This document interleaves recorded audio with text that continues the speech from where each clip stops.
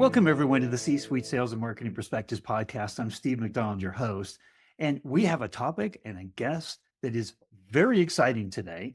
And we're going to get into this, and you're going to say, oh my gosh, I need to be doing so much more of this. This is such a great reminder. We're going to be talking about why we want to be doing more community-led marketing, why this is one of the biggest blind spots as a CMO, head of marketing, anybody's running marketing in the organization. And in order to do that, we've got the expert. So Kathleen, you are the SVP of Marketing and Growth at Pavilion. And Pavilion has a rather large community, which I will let you talk about. You've led community at past organizations. You've been the co-founder and CEO of your own marketing agency that was, a HubSpot partner agency. You've sold that, and you've been doing community-based marketing pretty much ever since. So what I'd love to do is just have you kind of expand on that a little bit, and then we're going to dig right into the conversation. Yeah, thanks for having me on, Steve. I appreciate it. As you mentioned, I spent the first part of my career as the owner and CEO of a digital marketing agency. We joined the HubSpot partner program pretty early on in its evolution. And that was really formative for me in a couple of different ways. Number one, it changed my business and escalated us to really be a national level agency with clients all over the country. But also it was my first experience with community, because the HubSpot partner community is actually pretty strong. In fact, it's funny, I haven't been in that world since 2017, and I still stay in touch with a lot of the people, the other agency owners I met during that time. And that was very formative for me. So I learned a lot. I formed an incredible network. It helped me grow as a person, as a business owner. I sold that agency in 2017, and I went to work for a series of different companies as head of marketing. And the first of those was at Impact, which is the company that acquired my company, which was also a HubSpot partner agency. And the owner had a vision of building a community, building a media engine around the brand. And so I went there and spent 2 years helping him with that. And we built a community of 5,000 marketers there. In those days, the community was on Facebook. Times have changed a lot, and I don't think you see that as much anymore, certainly not in B2B. But that was a great early experience with community. And not only did we have the online community, but we had a conference every year where we brought people together.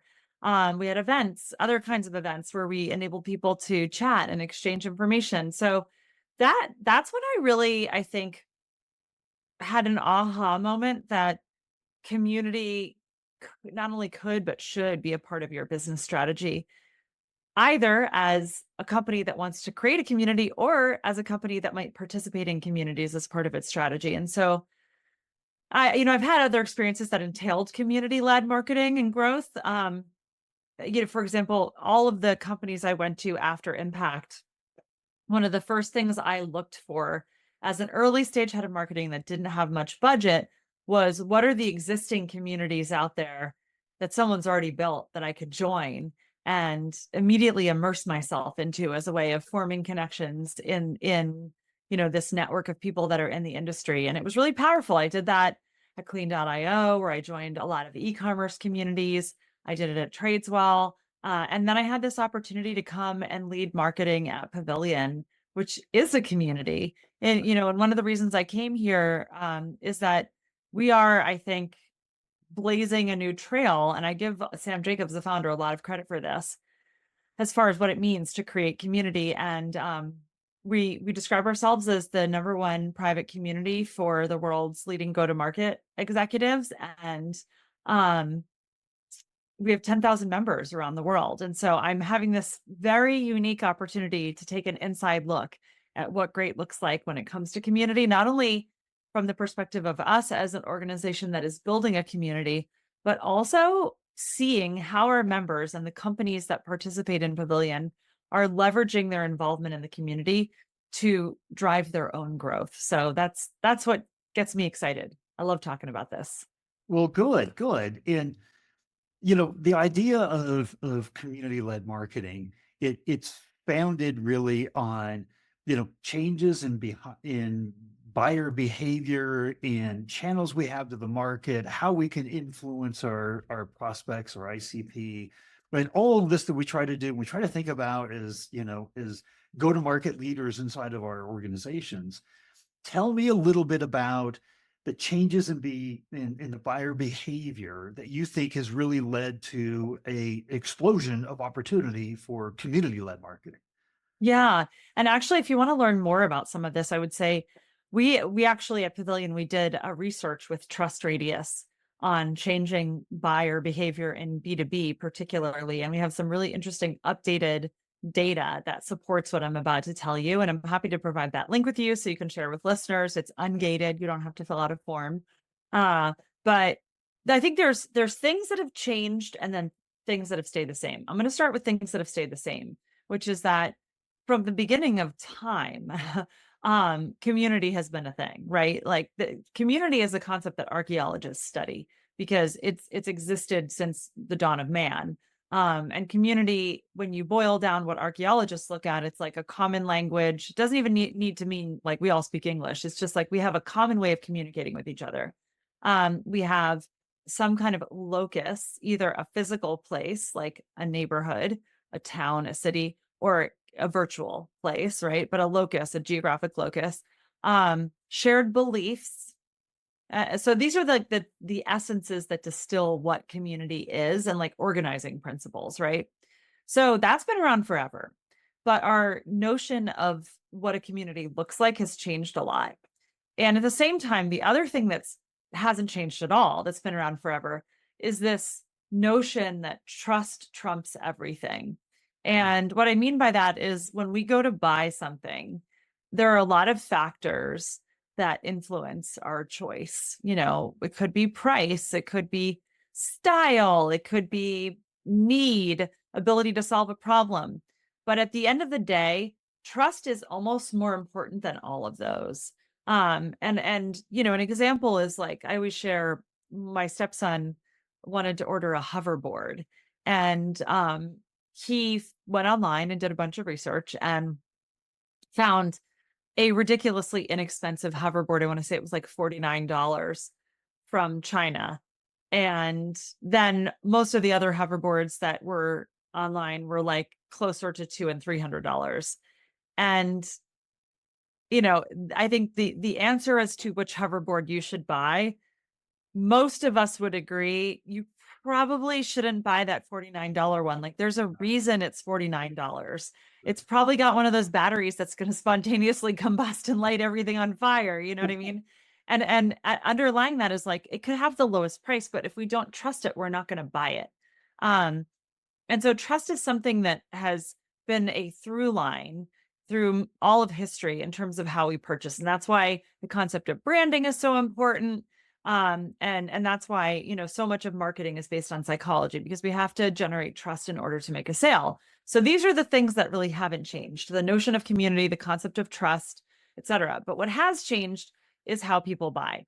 And if you think about your own experience over the last 10 to 20 years, you know, we went from the pre-internet time when salespeople held all the power. And, you know, this is back when there was door-to-door sales and sales reps were calling on you. And, you know, they would come and present you with information and you were literally at their mercy because you just had to sort of take their word for it. And then we went to the age of the internet and all of a sudden we underwent this renaissance where buyers had all this power and we could do our own research and salespeople still tried to hit us up, but we came in armed with better information. Um, and I think that that led to the era of content marketing, where as marketers, we realized, oh, we need, if buyers are doing all this research, we need to take control over some of that narrative and supply them with the research and be the purveyor of the trusted information, right? To aid them in their journey. And we got pretty far along that path.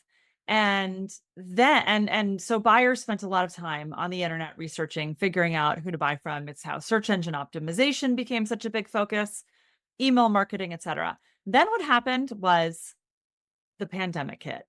And also social media started to take over. Social media became its own kind of community, more a community of friends. And I think for purchasing, the move to social networks started earlier with B2C purchases than it did with B2B. But LinkedIn is an important place where we do check with our peers about, what they're buying, what their experience has been. But COVID really changed it all because communities had started to form, B2B communities had started to form before COVID, but they weren't growing nearly as quickly as they did once COVID hit. And the reason is fairly obvious. It's because we were all stuck at home and we needed a way to stay connected to each other. And it had to be virtual. And so communities, Pavilion included, exploded. I mean, Pavilion was founded in 2016, and we grew before COVID, but when COVID hit, it was exponential. And as I said, now today we have 10,000 members. And so what that did is it changed how we think about our buying process. Because if you think about it, if you need to buy something new and trust is the through line, remember, are you going to feel more confident going to Google and saying, what is the best CRM for a startup, and making a purchase based on the answers you find on Google? Or are you going to feel more confident going into a community like Pavilion and saying, hey, fellow CEOs or fellow CMOs, what is the best CRM for a startup? And what's your experience been? What have you used? And making a purchase based on the answers you get there. I think for most of us, the answer is the latter. And so I always say community has become a cheat code because we can get answers that are very often better than what we would get online, just as fast, if not faster. Only the big difference is we know and trust the source.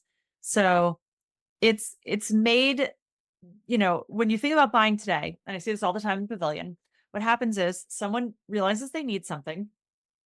5 years ago, they might have gone to Google and typed it in.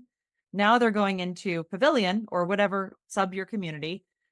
They're going in and they're asking the question as I posed it. And then they're going to Google, but they're not searching.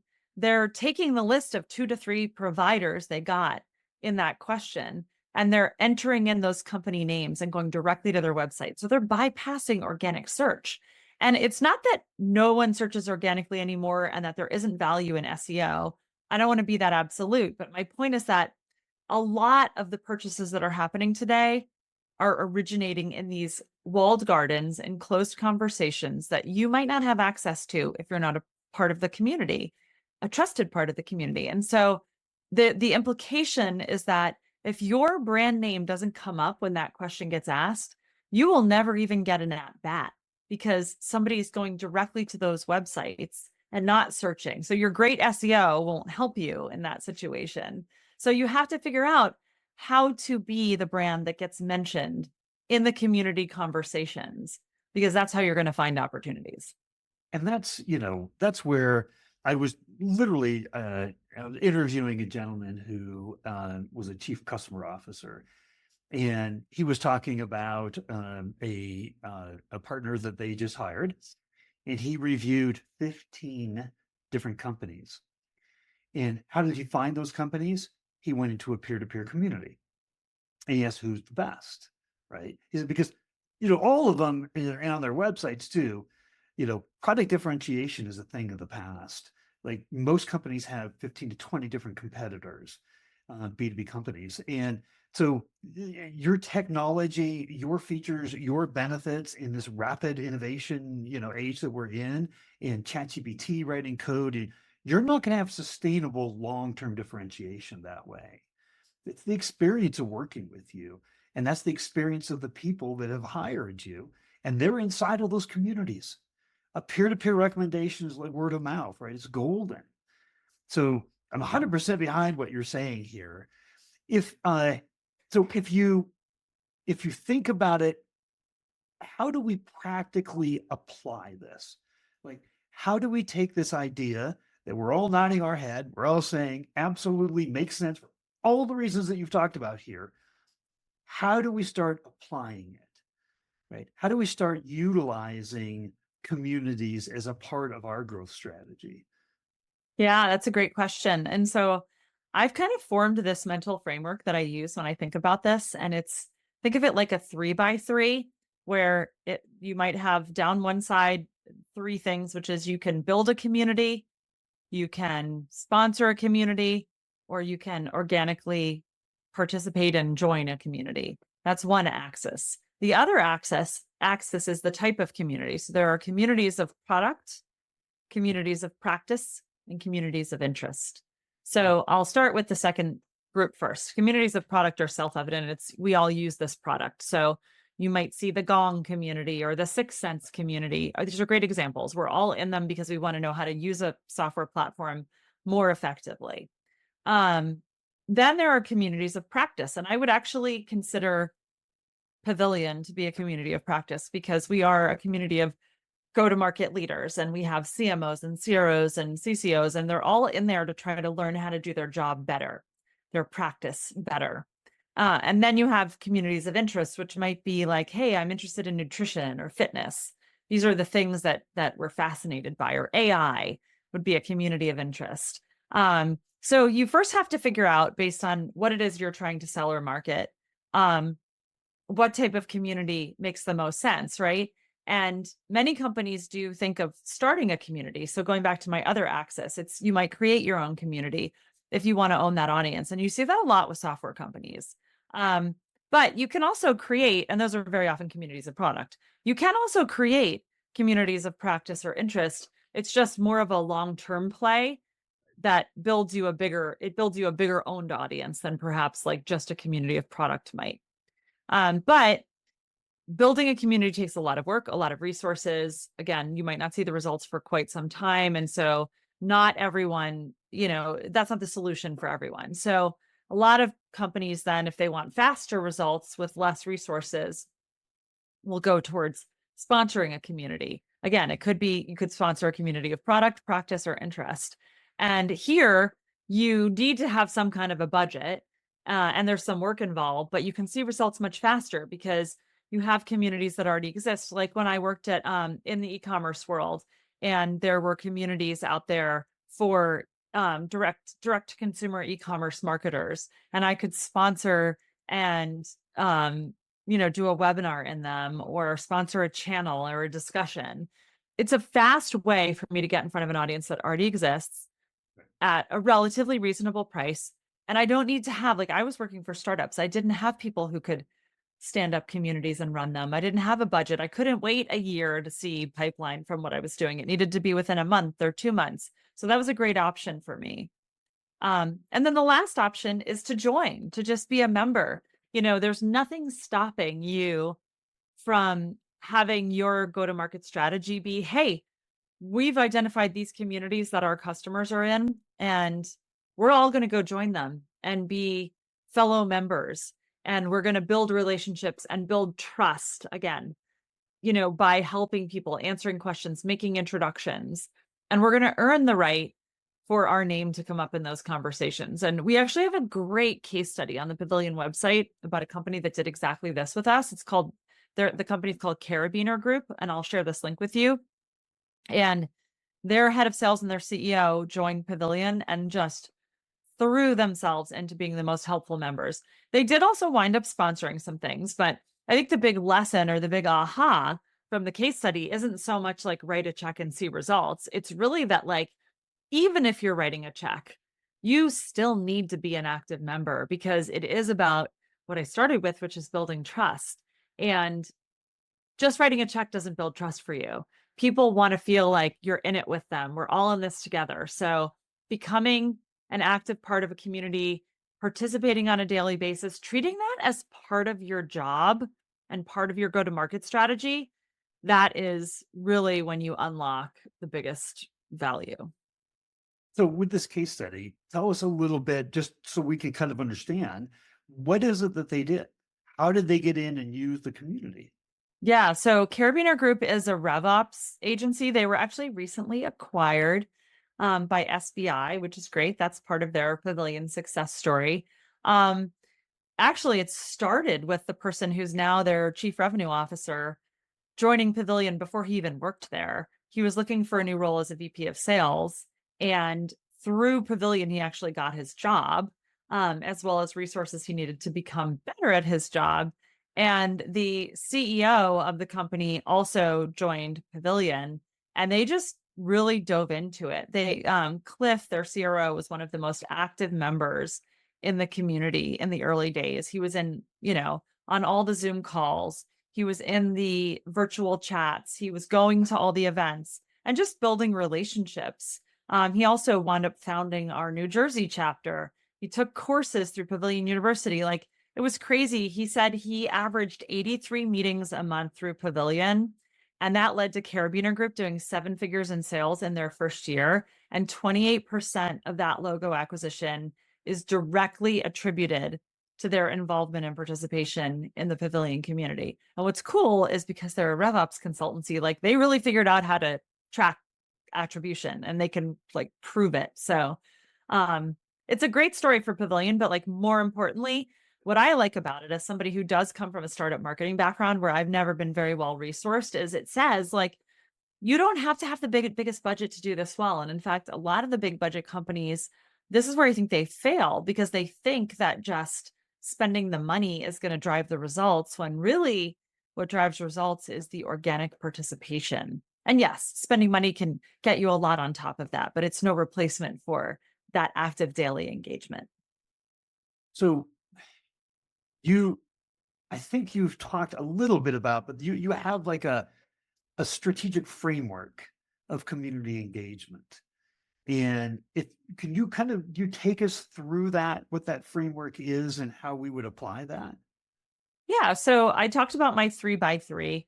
And I think this is something you can literally create this chart for yourself and begin to plot out based on the resources you have, both human and financial. Like if you're not very well resourced, you're probably down in the corner of, hey, we're going to join a bunch of communities and just be really active. If you have more money, you can start to move up into the, we're going to begin to sponsor or we're going to build our community area. But I think beyond that, the key things that I've learned about what it takes to be successful, because I see this every day in our virtual halls. The first is really what you get in is what you put in is what you get out, meaning like you have to be very active. You have to participate. And that means not just taking, right? It's a give before you get mentality. Come in, look for opportunities to be a helper. Because again, it all boils down to building trust. You're not going to build trust by just being a taker and asking questions that help you and asking for favors.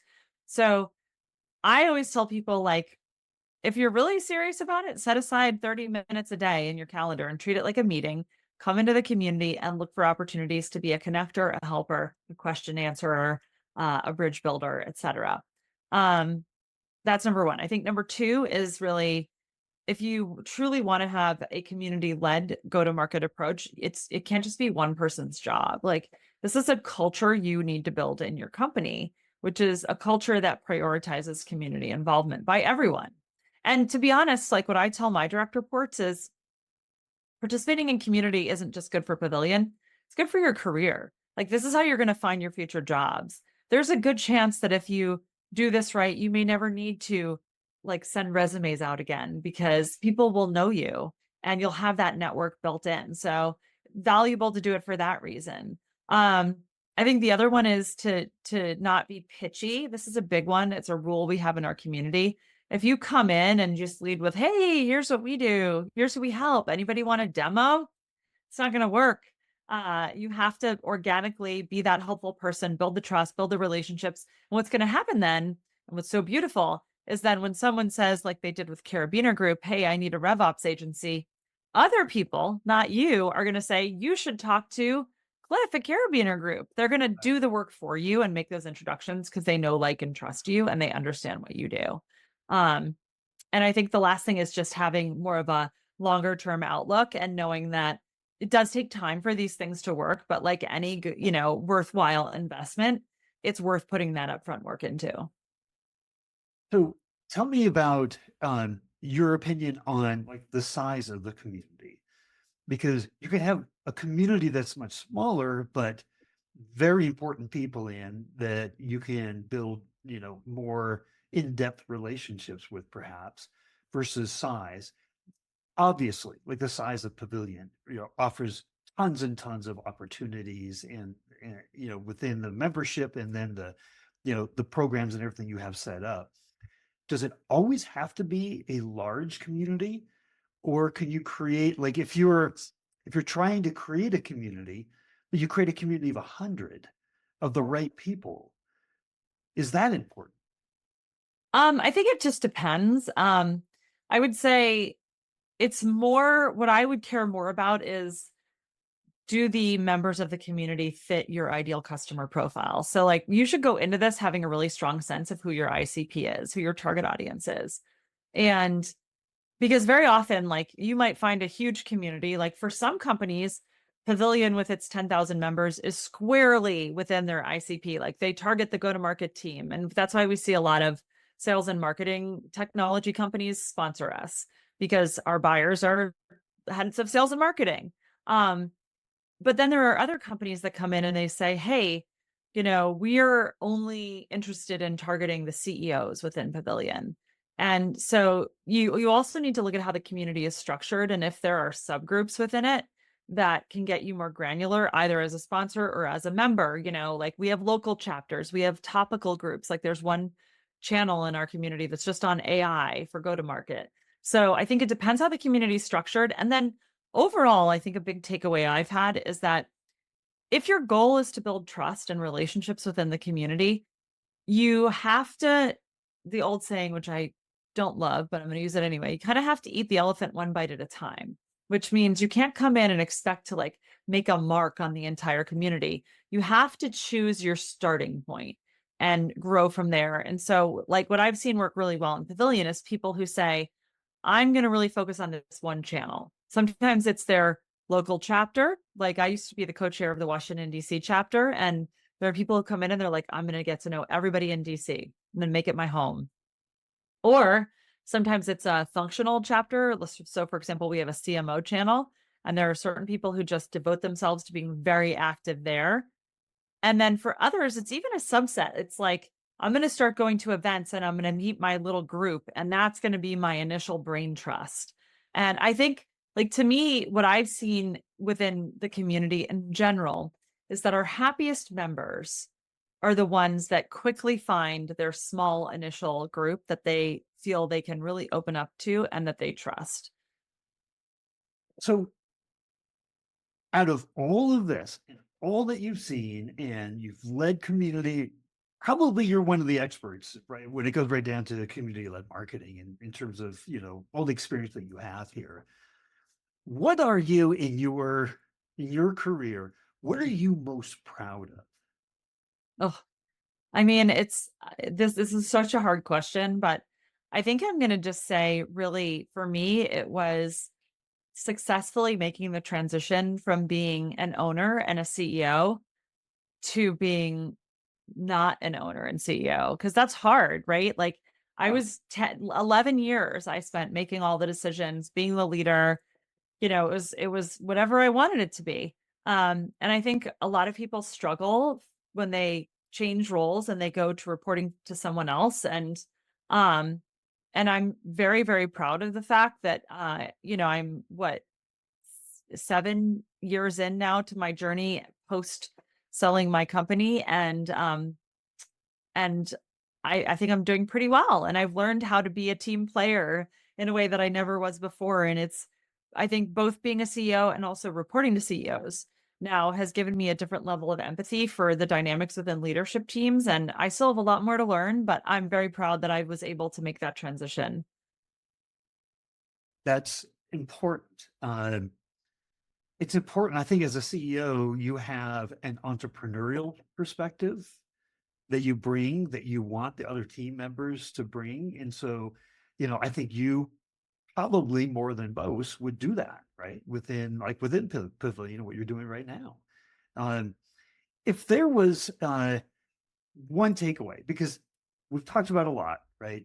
But if there was one takeaway that you wanted people to have as a result of, watching or listening to this podcast, what would that be?